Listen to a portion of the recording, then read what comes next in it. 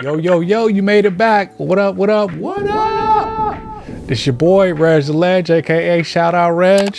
Welcome back to the show, Know the Ledge. Let's get into it this week. Let's go! All right. Let's get into this Rookie of the Year debate because it's got to be talked about at this point. It's getting to that time of the year. I got Chet versus Wemby. Like, they're both dominating. They're both doing things that we've really never seen before. Wemby's setting records. He scored, 15 points in 23 straight games. He broke an old Hakeem Olajuwon record. He scored 15 in 21 straight games. So, Wemby's definitely doing his thing. He's on a pace to become the first player in NBA history to average 3 blocks, 1 steal, and 1 block per game in an NBA season. And he's only 20 years old. He's playing less than 30 minutes a game. Then you got Chet. Chet is the first player to ever have the numbers 150 blocks, 150 assists, and over 100 threes in one season. And he did that before February. Like, Chet is putting up numbers. I mean, Wemby's right behind him. He's got 75 threes, but Chet's probably the better shooter when it comes to the two. And I think it's showing with that. So, the debate is really heavy. But here's my question. Chet was drafted the year before last, right? And he hurt himself in the pro-am and had to sit out this last season. And now he's playing this year, and we're calling this his rookie season. Now, isn't that, that's kind of funny to me, because Wemby, he was drafted this past year. He is a legit rookie, and he's putting up these numbers. I feel like Chet might have the advantage, and other rookies have the advantage too, because I think Ben Simmons had this situation, and Blake Griffin, where they got injured before they actually play their NBA game, and they had to sit out a full season. And in sitting out that full season, you get to work out with other professional athletes, professional training facilities, professional trainers, and they're basically building you up. Not only are they rehabbing your injury, but they're building up your body to prepare yourself for the rigorous NBA season. So again, like, is he really a rookie?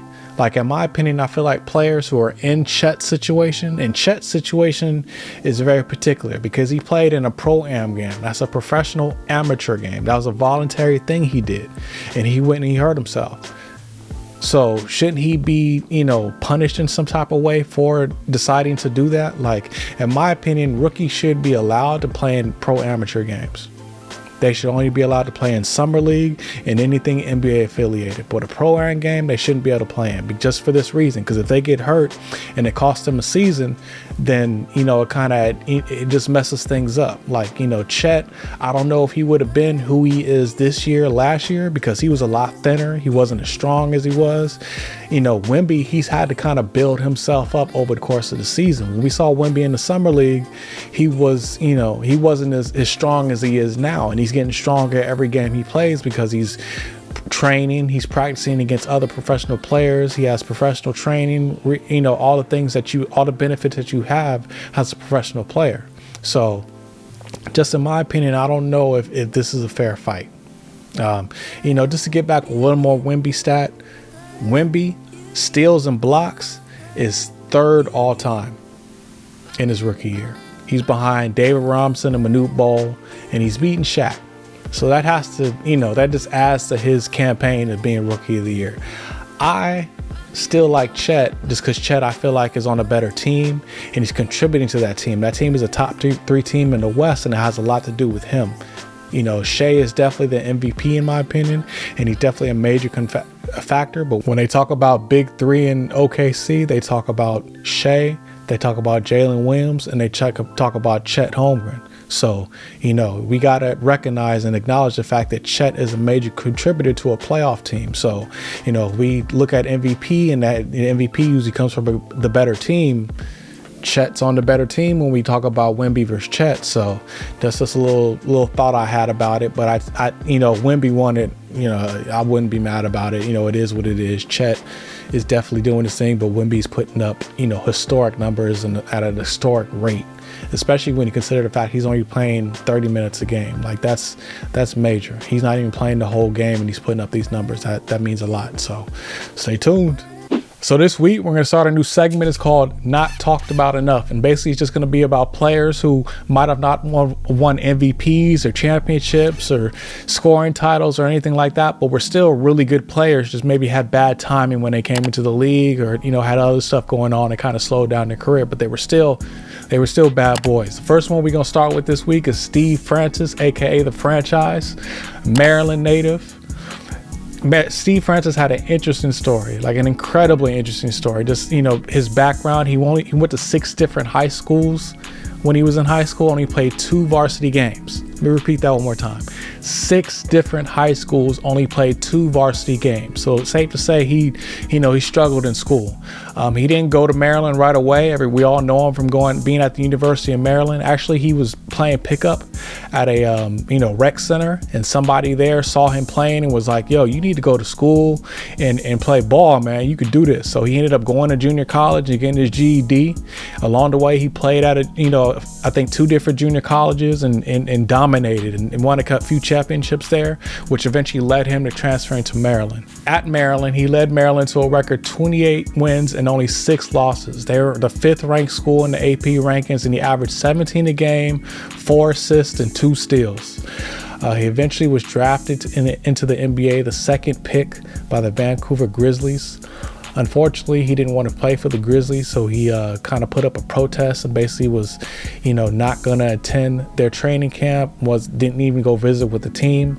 Eventually, the Houston Rockets saw what was going on and ponied up and basically offered one of the biggest trade packages in NBA history at the time, and were eventually able to acquire Steve Francis. Franchise was an incredible athlete. He won co-rookie of the year with Elton Brand. He was a 2nd place winner in the slam dunk contest that year in 2000. He was 2nd to Vince Carter. And if you guys remember that particular slam dunk contest, that was when Vince Carter eventually actually went off and was born and became the Vince Carter we all know today.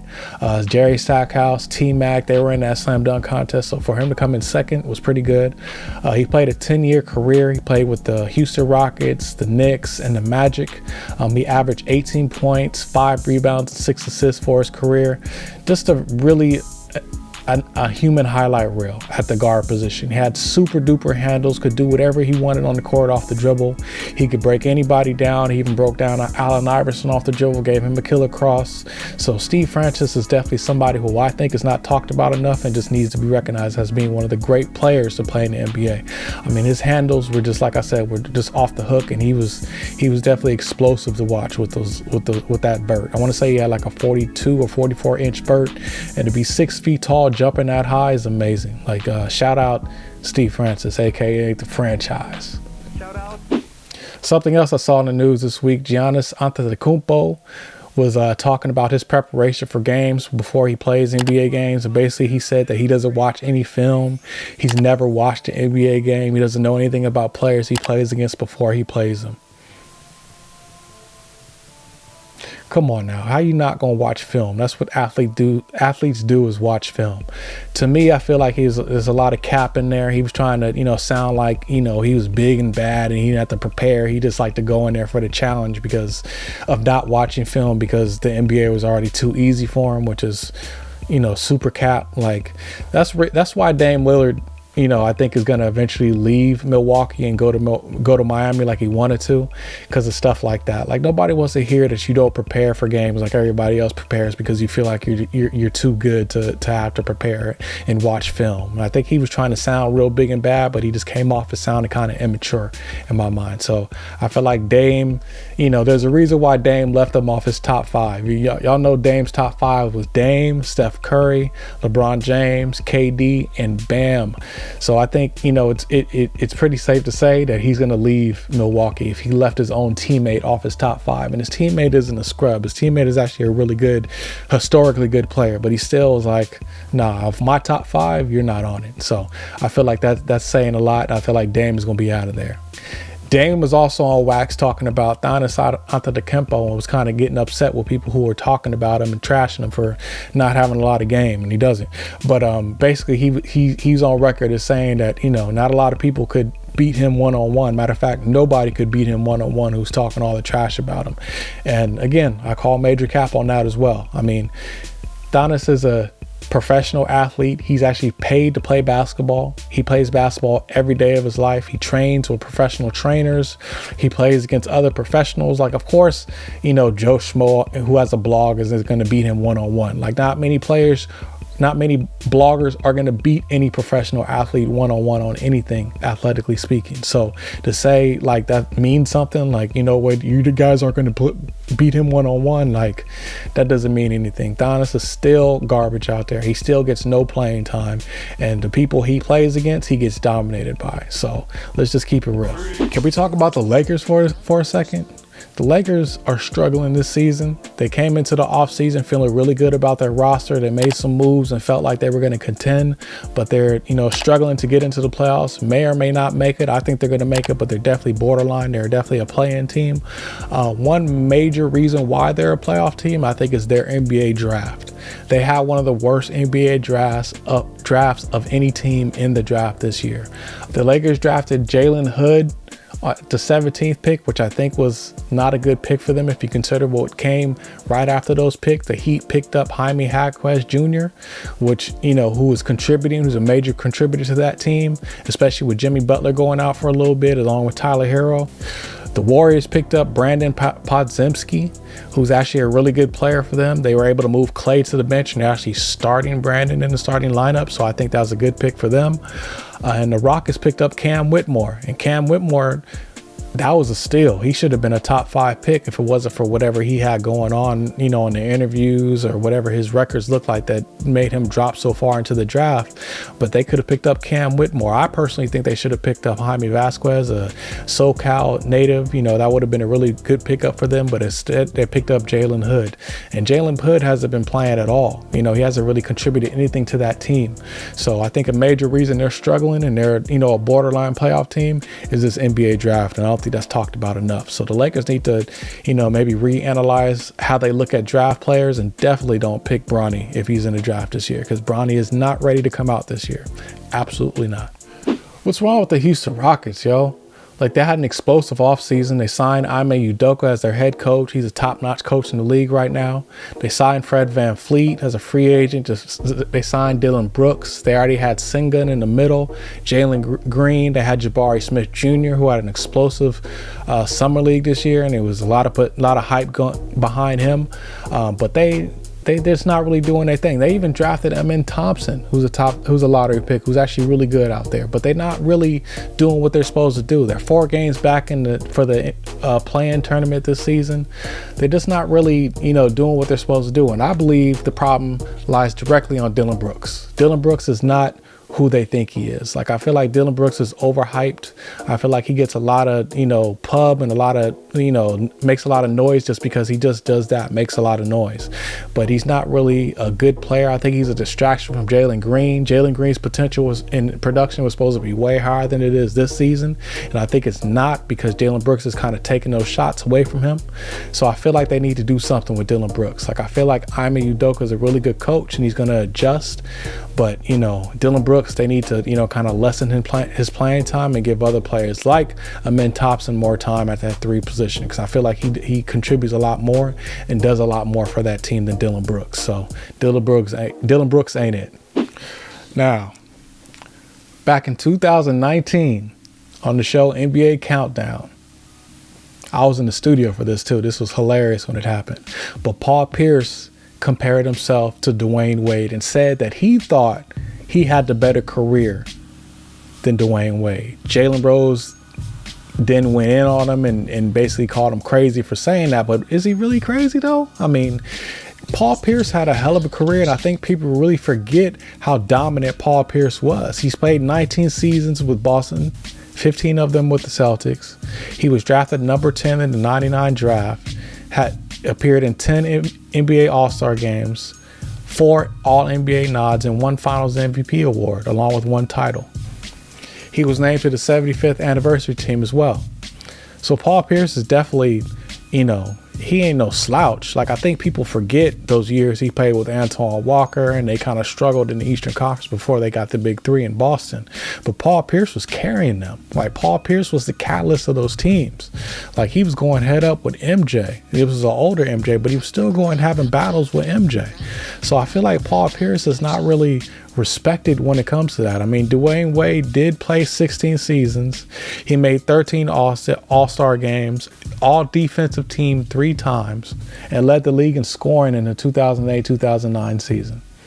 He also won 3 NBA titles and was named Finals MVP. So if you look at the accolades, it definitely leans a little bit towards D Wade. But all I'm saying is that, one, they were both great players. But Paul Pierce can definitely compare himself to D Wade. Like, he can. Like, in some universes, he might have had a better career if you think about it, because before the big three got together with KG and Ray Allen in Boston, it was him and Antoine Walker in Boston. And they were, they didn't win any championships, but they were definitely in contention every year. They played ball, and Paul Pierce was the head. Paul Pierce carried them a lot of the way. Paul Pierce was a problem. So let's put some respect on Paul Pierce's name, because I think Paul Pierce was definitely a great player. And when you compare his career with Dwayne Wade, they're definitely neck and neck. But, he did sound a little crazy when he did say that, though. To say he was better, I don't know if he was better, but it was definitely neck and neck. All right, let's talk some WNBA news. I'm gonna talk about actually college basketball, women's college basketball, because I think there's a pretty good topic going on right now. Your boy Jay Will was talking about Caitlin Clark, Iowa's Caitlin Clark, and basically said, I quote, "I hear people talking about GOATs, and for me, I'm like, okay, you want to be a GOAT? Fine. There are levels of greatness. You got to win championships to be GOATs. Championships. That's how we measure greatness overall." And, I kind of tend to agree with my boy Jay Will. I mean, everybody's giving Caitlin Clark, this GOAT status and saying she's the greatest college basketball player to ever play. Like, what? The greatest college basketball player to ever play?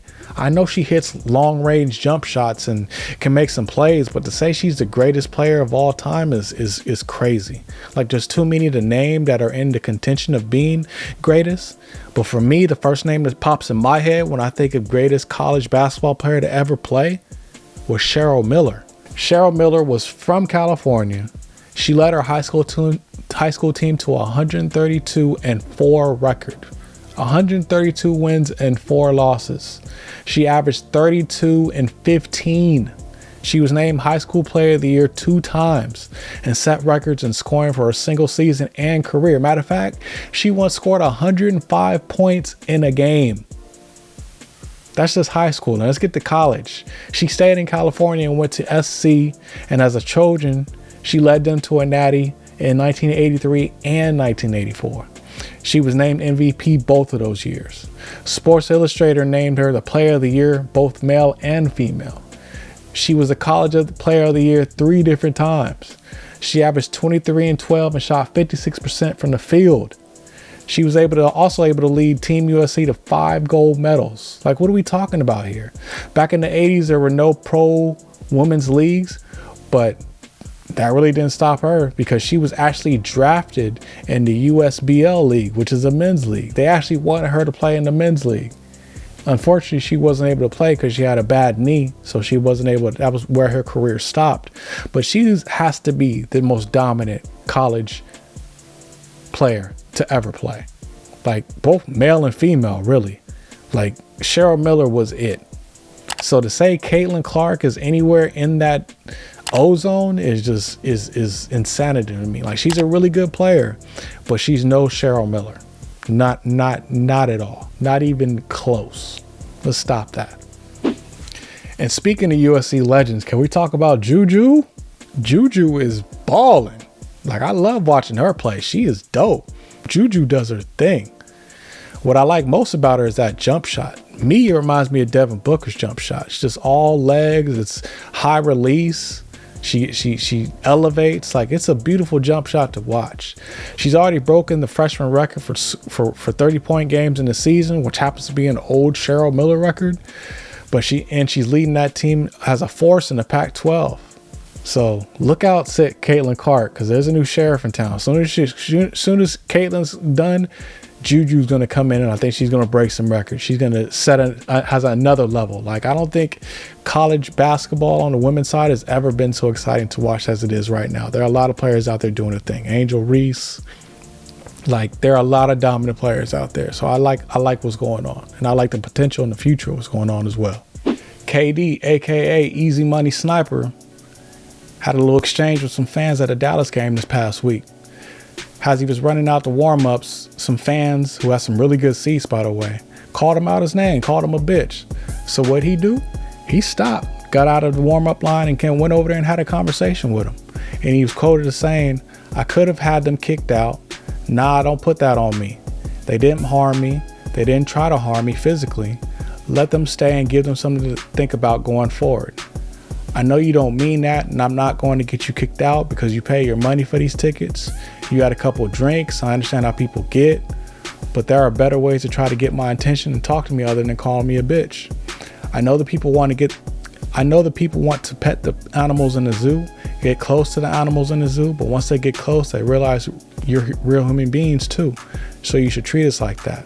And you got to agree with them, and you got to commend them for not having those fans kicked out, because that's what a lot of players do.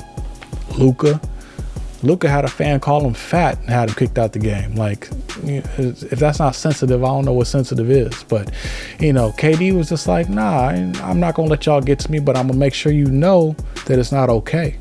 And I respect that. KD definitely went over there and had a strong conversation with him and let him know, like, we're not going to be calling me no bitch, but you enjoy the game, and just know that you got to respect us, because we are not just objects, we're human beings, and we're out here doing a job. So big up to KD, Easy Money Sniper, for standing ground.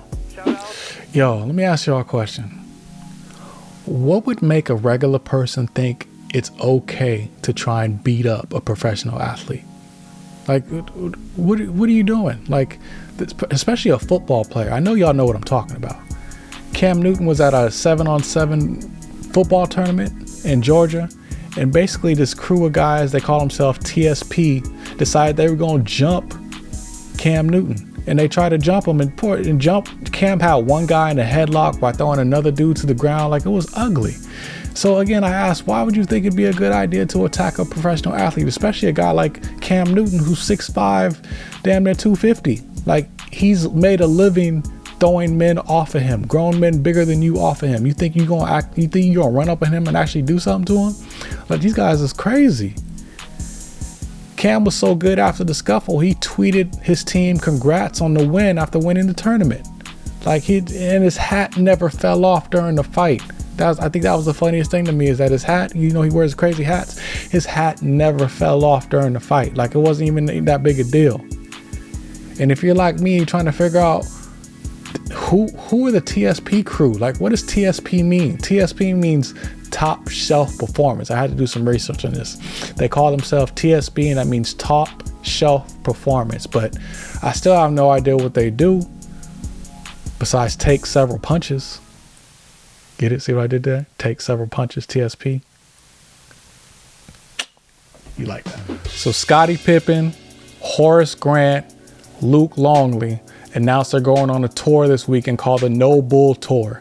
Basically, it's a response to the Last Dance documentary that Mike put together, and they basically are marketing it as being like their response. They're gonna, get into it and start talking a little trash to Mike and all this other stuff. Like, come on now, what are we doing here? Like, Horace Grant, you shouldn't be talking. You got 3 rings from Mike. Then you went to Orlando and stunk for a little bit before you jumped on the Lakers coattail and caught some championships there. So you had a good career.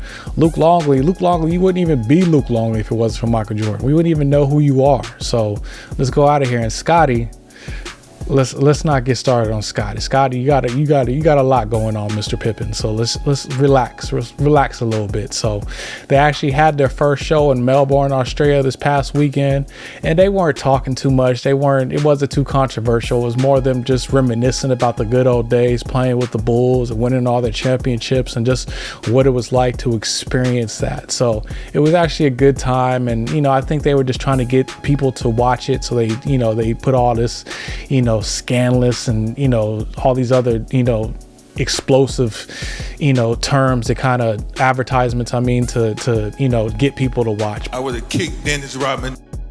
But really, they were just, they just wanted people to come and watch. So, shout out them. Congratulations on your tour. I know they're going to hit some more spots in Australia. I think they're going to be in Tasmania, Melbourne, and Sydney. So, good for them. I hope they, do their thing. And Scottie Pippen, get your hair cut, man. Your hair looks crazy. All right, can we talk some baseball? I know not everybody's a fan of baseball, but we're going to be talking about baseball on this podcast. I want to talk about your boy Scott Boras, agent for players in the Major League Baseball arena. I don't like how he's moving right now. He's got some key players holding out for more money, and spring training has started. The ball's in the air. The players are out there playing ball. So what are we doing? The few players I'm thinking about is the pitcher Blake Snell, Jordan Montgomery. Cody Bellinger just signed finally, but these are pitchers who aren't in spring training facilities getting started for their season. That's going to hurt them going into the season. Scott Boras is trying to get them the big payday, and maybe the market's just not there for them to get that payday. So these players need to sign. This is getting ridiculous at this point, and it's just going to hurt the product, in my opinion. You look at a player like Carlos Rodon last season.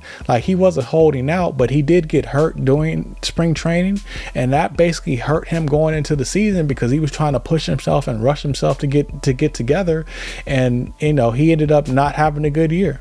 And I think that has everything to do with spring training. The thing about baseball, and the reason why spring training is so long, is that because baseball, first off, it's a super long regular season, and you have to prepare your body for that super long regular season. So spring training is key in that preparation for that season. So if you skip spring training, or you only participate in half of spring training, it's going to show during the season, and you're not going to really play up to your potential until halfway during the into the season, and that might be too late. So Scott Boras is not doing his players any favors by holding them out this far into spring training. We're already a week into spring training, and two pitchers who are really good pitchers who are going to play a big factor on whatever team they go to haven't pitched, haven't even trained. And I'm sure they're probably training in their own way in their own facilities, but I don't think that compares to what they get in a Major League Baseball training facility. This isn't helping them. So we'll have to stay tuned to see what's going on with that, but it's definitely not a good start to the season. Speaking of good starts, have you seen my boy Juan Soto in those pinstripes balling? Can't wait for the season to start. Let's go Yankees. All right, let's talk about some fantasy. With your fantasy. That's my joint. Fantasy basketball is going. It's getting towards the end of the season, though, which means the playoffs are about to start. And what that means is that a lot of players that you probably depended on for this whole entire year are going to start shutting down, which means you got to make adjustments. You got to, counteract that, because you might lose some players. And I got some players I think that are going to, have been major contributors to a lot of different teams that are now going to regress, and you're going to have to kind of make up for what you're losing. The first player is Jaren Jackson or Desmond Bain. Desmond Bain's been hurt for most, the majority of the year, but when he was playing, he was contributing, he was doing his thing. I don't see him coming back for the rest of the season. The Grizzlies aren't in any type of contention to make the playoffs, so I don't think he's going to, see the court anytime soon. And then you got Jaren Jackson Jr. He's been playing a lot. He's been carrying that team. So I feel like Jaren Jackson is going to shut it down in a second. Then you're going to have to regroup and kind of, figure out what you're going to do to replace that production. Now, I heard your boy Gigi Jackson is going to get some more playing time, so I feel like he might be a good pickup to make in replacement of Jaren Jackson or Desmond Bain on that Grizzly roster, if you need to, kind of make up for what you're going to lose with Jaren Jackson Jr. Another player I think is going to fall off due to the playoffs and due to his team not being in there is Scotty Barnes. Scotty Barnes has been depended on heavily for production on that team now that OG and Pascal Siakam are off the squad. But I feel like Scotty Barnes is going to, slowly but surely, his playing time is going to get shorter and shorter, because they're going to basically save him for next season and avoid any injury going forward. So I feel like Toronto's a team you probably want to stay away from, just generally speaking, because they really don't have any quality fantasy assets I can think of that, need to be picked up. But I feel like if you ask Scotty Barnes, you might want to, look elsewhere and kind of look for somebody to fill that gap, because his production is definitely going to fall off, in my opinion.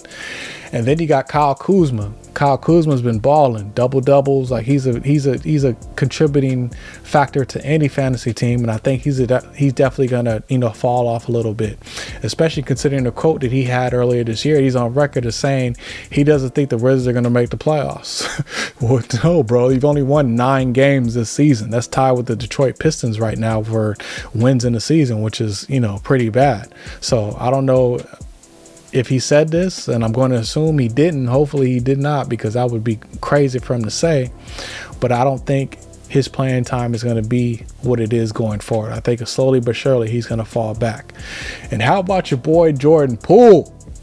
I called him out last week, and he's finally showing up. 3 games in a row. It's only 3 games, so it's a small sample. But still, 18, 24, and he just scored 31 a couple nights ago. Like, Jordan Poole is slowly figuring it out. I think this adjustment, him coming off the bench, is probably helped him with the pressure. It's less pressure he feels, and he's probably coming in and he's dominating that second unit. Like, I feel like this might be a good time to pick up Jordan Poole and see what he does going forward, because I feel like he has a lot to prove. So I don't think he's going to sit out. I think he's going to continue to play into the playoffs and be a major factor. So I'd pick up Jordan Poole if I were you. I already got him, so sneaker of the week. This week we talk about the Nike Air Tech Challenge 2s. I got a pair down here, I believe. Yes, sir. Fresh retro. Andre Agassi just announced on his IG that they're going to re-release these shoes in pre-age conditions, which basically means they're going to be a little yellowed out on the laces and a little yellowed out on the soles. Me personally, I ain't really feeling that. Like, I like my shoes fresh, clean all the time. I've had these for about a year and a half. And as you can see, they're relatively new and fresh. I keep them fresh. So I'm not really feeling this pre-age look, but it is what it is. The kids like what they like. But yeah, the Hot Lava's is dropping. I'm glad they're dropping now, so that way when I wear these, people won't be running up to me talking about, what are those? All right, album of the week.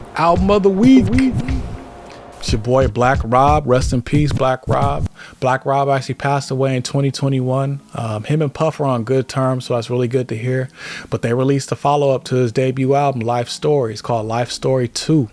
And it has production from D-Dot from the Hitman Squad. And there's also some Hitman producers on here as well. And Buck Wild from the DITC crew, who also produced his hit single, Whoa, off that Life Story album, is also producing some tracks on this album. Now, a lot of people only know Black Rob from that single, Whoa. Like, whoa, everybody was whoa.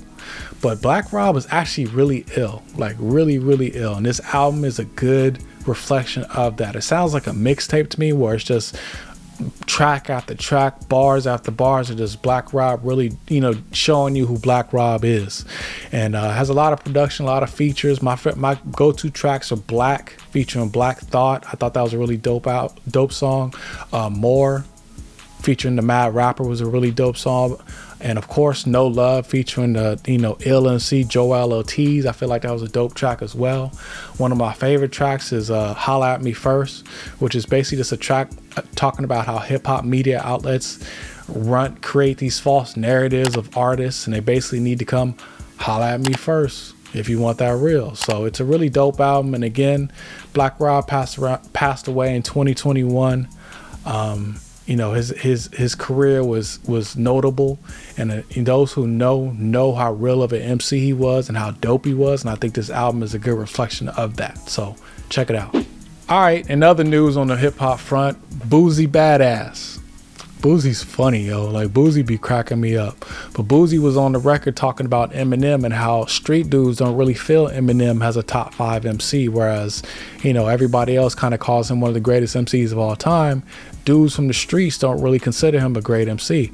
And I tend to kind of agree with them on that. Like, when Eminem first came out, it was real corny. It was MTV. It was videos. Like, he definitely has bars. Like, if you know Eminem, from the Wake Up Show and all his freestyles. Like, Eminem is definitely an MC, and he's ill. He's definitely a top MC, but I don't know if he's top 5. Like, you know, his career has kind of been more about commercial, more about, you know, gimmicks and things like that, you know, real MCs aren't really on. So, you know, Eminem is not there for me. So I tend to agree with Boozy on this, and he actually had DMX in his top 5, which, you know, I could see that, like, because DMX is, you know, he came off with some real, you know, thought-provoking, you know, a reflection of himself music. He put himself into his bars, and he definitely let us know who Earl was. So, you know, DMX is definitely, like, if you compare DMX and Eminem, those are two different rappers. Like, and Eminem is definitely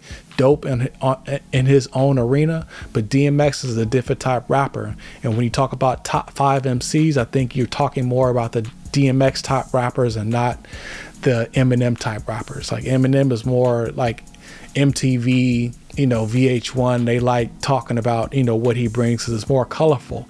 DMX was also on MTV, but he was more like Yo MTV Raps, you know what I mean? Like, you know, like, DMX is for a certain type of crowd, and not everybody's going to understand and really appreciate what DMX brought. So I agree with Boozy on this. And, you know, Boozy is crazy. Boozy was at the Hawks games wilding out. He's a big Atlanta Hawk fan, so I really appreciate him representing on the sidelines, even though he looks crazy as hell.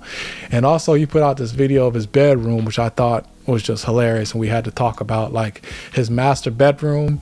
He basically connected 4 California king size beds together, and that's his big ass bed that he sleeps on. He has 4 big screen TVs around him and a projection TV coming down. Like, Boozy's living a life that, you know, as younger men we probably all dreamed about doing when we had some money, but Boozy's crazy. He definitely defines never should have gave y'all money, because he's definitely one of those type dudes. So shout out Boozy Badass. And one more thing I want to note on the hip hop front, mogul Dame Dash is being sued once again, and he's being forced to give up his shares of Roc-A-Fella Records, which is huge because he owns 1/3 of Roc-A-Fella Records along with Jay-Z and Kareem Biggs Burks. So this is big. Dame has 180 days to forfeit the stock certificate to the U.S. Marshal for the Roc-A-Fella Records. Jay and Big's main objection is less than about siding with Dame, and it's more about concerns about an outsider purchasing the intellectual rights of Roc-A-Fella Records.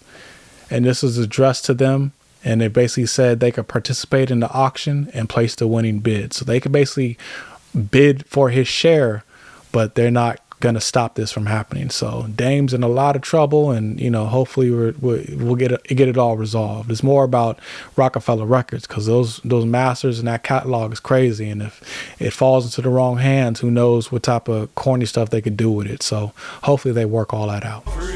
Well, that's it. Appreciate y'all for listening. Appreciate y'all for tuning in this week. We gonna come back next week and do the same damn thing at the same damn time. Holla at me.